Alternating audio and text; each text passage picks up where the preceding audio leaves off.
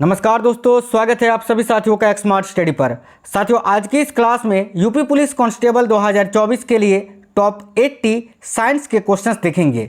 विज्ञान के वे महत्वपूर्ण क्वेश्चंस जो कि बार बार यूपी पुलिस परीक्षाओं में पूछे गए हैं।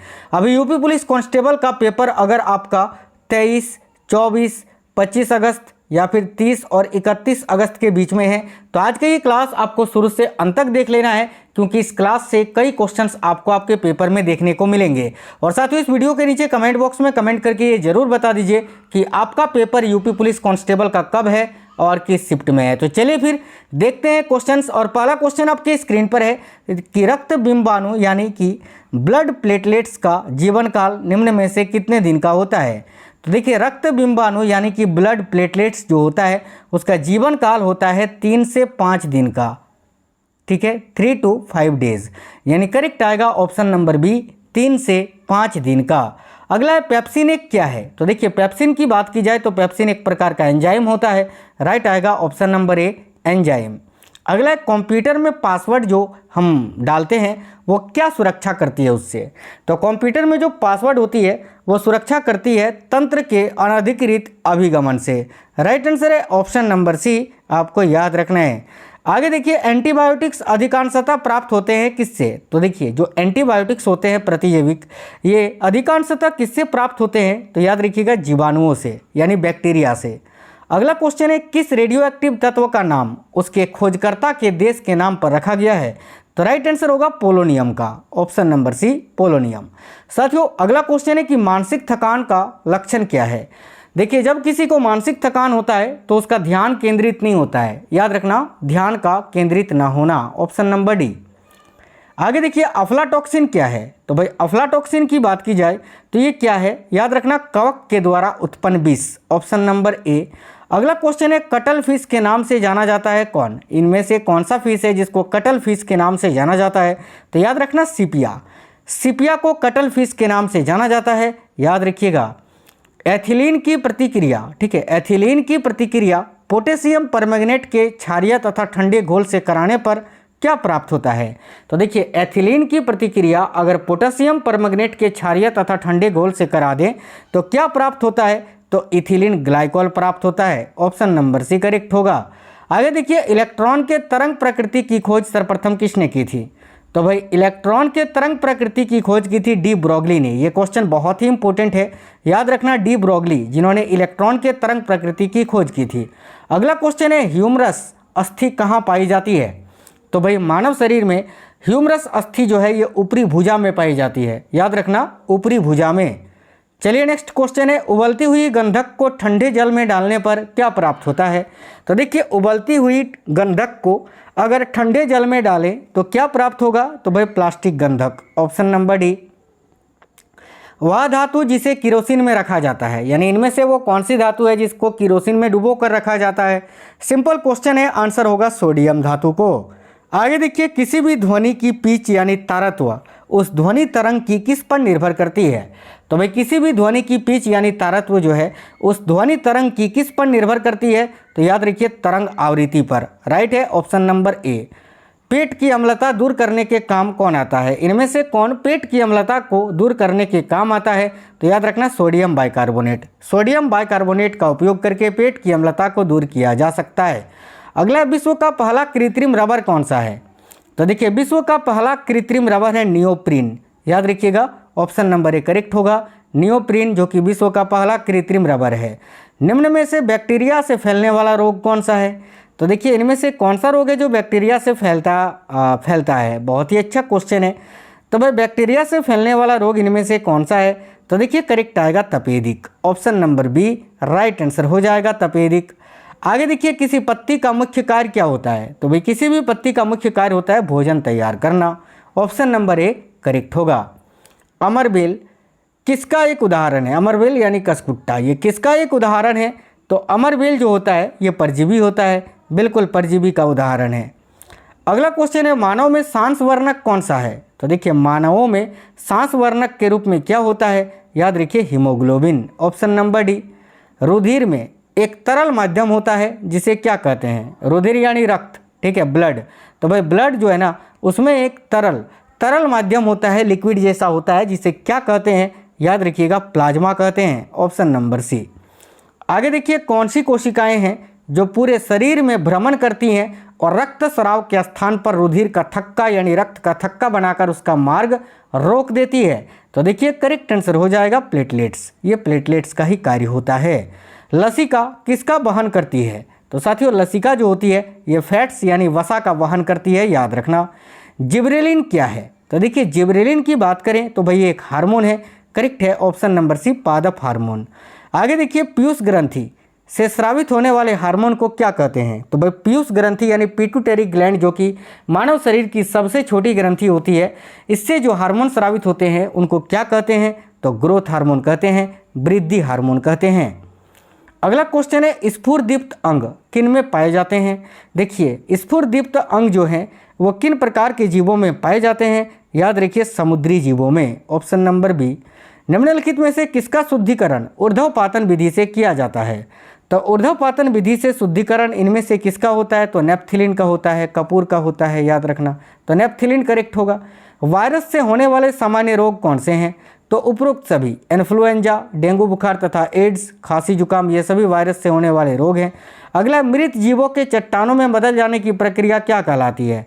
तो मृत जीव जब देखिए जो मृत जीव चट्टान में बदल जाते हैं तो उस प्रक्रिया को क्या कहा जाता है? याद रखना पेट्रीफेक्शन, ऑप्शन नंबर बी।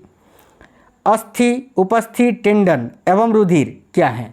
तो अस्थि, उपास्थि, टेंडन एवं रुधिर जो हैं ये सभी संयोजी उत्तक हैं यानी कनेक्टिव टिश्यू हैं। अगला क्वेश्चन है, चिकनी पेशियाँ कहाँ पाई जाती हैं? तो साथियों देखिए चिकनी पेशियाँ जो होती हैं वो आंतरिक अंगों की दीवार में पाई जाती हैं, ऑप्शन नंबर ए।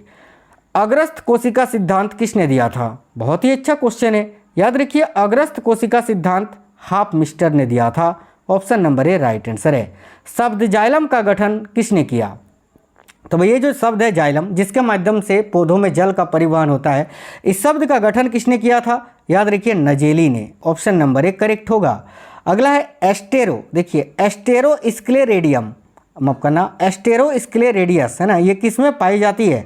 तो याद रखना ये चाय की पत्ती में पाई जाती है। नेक्स्ट है, विश्व की प्रथम आनुवांशिक संशोधित बछड़ी का नाम क्या है? तो साथियों विश्व की प्रथम आनुवांशिक संशोधित बछड़ी का नाम है डॉली, याद रखिए ऑप्शन नंबर सी करेक्ट आएगा। अगला क्वेश्चन है, किस वैज्ञानिक ने डॉली भेड़ के क्लोन को प्राप्त किया था? तो भाई डॉली भेड़ के क्लोन को किसने प्राप्त किया था? तो याद रखिए करेक्ट आएगा डॉक्टर इयान बिलमुट ने, ऑप्शन नंबर डी करेक्ट आएगा। प्रतिरक्षा विज्ञान संस्थान कहाँ स्थित है? देखिए प्रतिरक्षा विज्ञान संस्थान जो है ये नई दिल्ली में स्थित है। नेक्स्ट क्वेश्चन है, मधुमक्खी के छत्ते में पाई जाने वाली मक्खियों के कितने प्रकार होते हैं? तो मधुमक्खी के छत्ते में पाई जाने वाली जो मक्खियाँ होती हैं उनके 3 प्रकार होते हैं, ऑप्शन नंबर 1 करेक्ट आएगा। शुद्ध शहद सुरक्षित रह सकता है कितने दिनों तक? तो जो प्योर हनी होता है ना साथियों, ये हजारों वर्षों तक सुरक्षित रह सकते हैं, ऑप्शन नंबर सी करेक्ट आएगा, हजारों वर्षों तक। ठीक है, आगे देखिए नेक्स्ट है, रेशम कीट पालन का प्रचलन सर्वप्रथम किस देश में हुआ माना जाता है? तो रेशम कीट का पालन का प्रचलन जो है ये सर्वप्रथम किस देश में हुआ? तो चीन में, याद रखिएगा। मनुष्य का कशेरुको दंड कितने कशेरुकाओं से मिलकर बना होता है? तो करेक्ट आंसर हो जाएगा ऑप्शन नंबर, याद रखिए कशेरुको दंड जो होता है ये कितने कशेरुकाओं से मिलकर बना होता है? तो करेक्ट आंसर हो जाएगा 33, ऑप्शन नंबर डी यहाँ आपका करेक्ट आंसर हो जाएगा। नेक्स्ट क्वेश्चन है, प्रारंभ में रीढ़ की हड्डियों की कुल संख्या कितनी होती है? तो भाई प्रारंभ में रीढ़ की हड्डियों की कुल संख्या होती है 33 और विकसित होने के बाद ये हो जाती हैं 26, याद रखना। आगे देखिए नेक्स्ट है, शोधकर्ताओं द्वारा यह सिद्ध किया गया था कि मनुष्य के शरीर में लगभग कितने बाल होते हैं? तो याद रखिए लगभग 50 लाख बाल होते हैं, option number B correct answer है। एक बार सांस लेने की क्रिया में कितने सेकंड का समय लगता है? तो एक बार सांस लेने की क्रिया में लगभग 5 सेकंड का समय लगता है, option number B right answer है। हृदय गति कम हो जाने पर इसे सामान्य अवस्था में लाने हेतु क्या प्रयोग किया जाता है? तो देखिए करेक्ट आंसर होगा पेसमेकर, ऑप्शन नंबर सी। आमाशय में भोजन लगभग कितने समय तक रहता है? तो भाई आमाशय में भोजन लगभग 4 घंटे तक रहता है साथियों। ठीक है, जो भी भोजन हम खाते हैं वो हमारे आमाशय में, शरीर के आमाशय में 4 घंटे तक रहता है। ठीक है, इसीलिए जब हम खाना खाते हैं तो लगभग 4 घंटे तक भूख नहीं लगता है, 4 घंटे के बाद से भूख लगना प्रारंभ होता है। अगला क्वेश्चन है, आमाशय में से निकलने वाले जठर रस में कौन सा एंजाइम होता है? तो आमाशय से जो जठर रस निकलता है उसमें कौन सा एंजाइम होता है? तो याद रखना पेप्सिन एवं renin. Option number C. William Harvey ने रक्त परिसंचरण तंत्र की खोज किस वर्ष की थी? तो राइट है 1628 ईस्वी में। अगला क्वेश्चन है, एक स्वस्थ मनुष्य के हृदय का भार लगभग कितना होता है? तो देखिए राइट आंसर हो जाएगा 300 ग्राम। Option number C. नेक्स्ट है, वह स्त्री जिसने कभी संतान को जन्म ना दिया हो उसके गर्भाशय का भार कितना होता है? तो भाई करेक्ट आएगा 50 ग्राम का। Option number C. नेक्स्ट है, एक बार सांस अंदर लेने में सामान्य वयस्क लगभग कितनी हवा अंदर ले जाता है? तो करेक्ट आएगा लगभग 500 मिलीलीटर। अगला है, वे घटक जो अपना भोजन स्वयं बनाते हैं क्या कहलाते हैं? तो वे घटक जो अपना भोजन स्वयं बनाते हैं वे उत्पादक कहलाते हैं। नेक्स्ट है, किस रोग के कारण पत्तियों के नीचे का भाग मुरझाकर मुड़ जाता है? तो राइट आंसर होगा गेहूं के टुंडू रोग में। अगला क्वेश्चन है, निम्न में से सबसे बड़ी पत्ती वाला पौधा कौन सा है? तो भाई सबसे बड़ी पत्ती वाला पौधा है Victoria regia. Option number B correct होगा। रूस के किस वैज्ञानिक ने विषाणु की खोज की थी? तो भाई विषाणु की खोज की थी इवानोव्स्की ने तंबाकू के मोजेक रोग में। अगला है गेहूं। देखिए गेहूं, मक्का, चावल, बांस, गन्ना, ज्वार, बाजरा, जौ व जई आदि किस कुल से संबंधित हैं? तो याद रखना ये सभी ग्रेमिनेसी कुल से संबंधित है। अगला है, माइटोकॉन्ड्रिया की खोज किसने की थी? माइटोकॉन्ड्रिया को कोशिका का पावर हाउस कहा जाता है और इसकी खोज की थी अल्टमैन ने। अगला है, चिंपांजी में कितने जोड़े गुणसूत्र पाए जाते हैं? तो करेक्ट आंसर है 24 जोड़े, याद रखना। अगला क्वेश्चन है, प्रत्येक गुणसूत्र में जेली की समान एक गाढ़ा भाग होता है उसे क्या कहते हैं? तो भाई उसे मैट्रिक्स कहते हैं। नेक्स्ट क्वेश्चन है, ऊँट की गर्भावधि निम्न में से कितने दिन का होता है? तो करेक्ट आएगा 365 से 400 दिन का। सिलिकॉन कार्बाइड किस कार्य में प्रयुक्त होता है? तो सिलिकॉन कार्बाइड जो होता है ये बहुत कठिन पदार्थों को काटने में प्रयुक्त होता है, याद रखना। चांदी के आभूषणों का लंबे समय के बाद काला पड़ जाना ये कौन सी प्रक्रिया है? तो चांदी के आभूषणों का लंबे समय बाद काला पड़ जाना ये कौन सी प्रक्रिया है? तो ऑक्सीकरण एवं रासायनिक प्रक्रिया। नायलॉन 6 के निर्माण में प्रयुक्त होती है क्या? तो नायलॉन 6 के निर्माण में क्या प्रयुक्त होती है? याद रखना ऑप्शन नंबर ए कैप्रोलैक्टम। आगे देखिए नेक्स्ट है, कोमल साबुन में सोडियम के स्थान पर क्या होता है? तो कोमल साबुन में सोडियम के स्थान पर पोटासियम का प्रयोग किया जाता है, याद रखिएगा। कॉपर सर्वप्रथम कहाँ खोजा गया था? तो कॉपर को सर्वप्रथम साइप्रस में खोजा गया था। Option number A Cyprus. Gang किसे कहते हैं? तो साथियों देखिए ऑप्शन नंबर डी, पृथ्वी से उत्पादित खनिज अयस्कों में जो अशुद्धियाँ होती हैं उनको गैंग कहते हैं। शुद्ध एथेनॉइक अम्ल का गलनांक कितना होता है? साथियों याद रखिए शुद्ध एथेनॉइक अम्ल का गलनांक जो होता है वो 290 केल्विन होता है, राइट है। Option number B 290 kelvin. Mendeleev ने जब अपना कार्य आरंभ किया तब कितने तत्व ज्ञात थे? तो राइट है 63 और अब 118। आगे देखिए नेक्स्ट है, आवृत्ति यानी वी का एसआई मात्रक किसके नाम पर है? तो आवृत्ति का एसआई मात्रक होता है हर्ट्ज और ये जो है हेनरिक हर्ट्ज के नाम पर है। तो ऑप्शन नंबर बी करेक्ट होगा। 99.985% हाइड्रोजन परमाणुओं में केवल एक प्रोटॉन होता है जिसे क्या कहते हैं? तो करेक्ट आंसर होगा प्रोटियम। Option number B. अगला है, मूली और सरसों दोनों एक ही कुल के सदस्य हैं, यह कथन सत्य है या असत्य है? क्या आंसर होगा? तो भाई यह कथन बिल्कुल सत्य है। अगला क्वेश्चन है, वसा का कार्य निम्न में से क्या है? तो वसा का कार्य होता है उपरोक्त सभी, शरीर को ऊर्जा देना, शरीर के तापमान को नियंत्रित करना और अंगों को चोटों से बचाना। अगला क्वेश्चन है, स्पेक्ट्रम किसे कहते हैं? देखिए स्पेक्ट्रम किसे कहते हैं? तो सफ़ेद प्रकाश किरणें जब रंगीन पट्टियों में फैल जाती है तो उसी को स्पेक्ट्रम बोलते हैं। चीनी के अल्कोहल में परिवर्तन की प्रक्रिया क्या कहलाती है? यानी चीनी जब अल्कोहल में परिवर्तित होता है तो उस प्रक्रिया को किण्वन बोला जाता है, याद रखिएगा किण्वन। एक्रिलिक क्या है? तो साथियों देखिए एक्रिलिक जो है एक संश्लेषित रेशा होता है। नेक्स्ट क्वेश्चन है, कोयला गैस का उपयोग प्रथम बार सड़कों पर रोशनी के लिए किस स्थान पर किया गया था? तो देखिए यहाँ करेक्ट आंसर आपका हो जाएगा लंदन में। अगला क्वेश्चन है, रासायनिक देखिए वह रासायनिक प्रक्रम जिसमें पदार्थ ऑक्सीजन से अभिक्रिया करके उष्मा देता है क्या कहलाता है? तो भाई यह जो है दहन कहलाता है। Option number C. आगे देखिए, कौन से यौगिक पर्यावरण में लंबे समय तक बने रहते हैं? याद रखिए करेक्ट आंसर होगा हैलोजन युक्त यौगिक। नेक्स्ट है साथियों, किस रसायन के प्रभाव से गंभीर स्थिति में शीघ्रता से मूर्छा, गहरी नींद, बेहोशी अथवा मौत हो सकती है? तो राइट आंसर हो जाएगा ऑप्शन नंबर सी, टेट्राक्लोरोमीथेन से। अंतिम क्वेश्चन है, मेथेनॉल विषैली प्रकृति का होता है, इसके बहुत कम मात्रा में सेवन से क्या हो सकता है?